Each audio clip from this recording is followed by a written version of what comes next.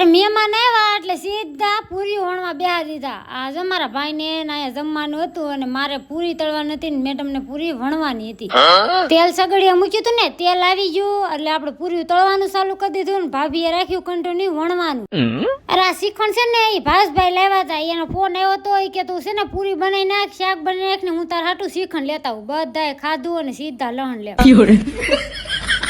નરેશ કે આ ઝીણું લસણ છે ને 100 રૂપિયાનું કિલો અને તમે જો આ લાડવા જેવું લહણ જોયું નહીં, આ 120 નું કિલો. અરે આખું વરસ બગડે નહીં એવું ને એવું રે. ત્યાંથી સીધા મહિલાભાઈના રૂમે આવી જાય. એમ કહેતા હતા તમે અમારા રૂમે આવતા નથી, તો અમે જોજીના રૂમે બેહવા આવી ગયા. અમારા બધાયનું ગામ એક જ છે અકાળા. પછી હું બધાએ ઠંડી ઠંડી સોડા પી લીધી. આ બે જણાને ટાટા બાય બાય કરી દીધા.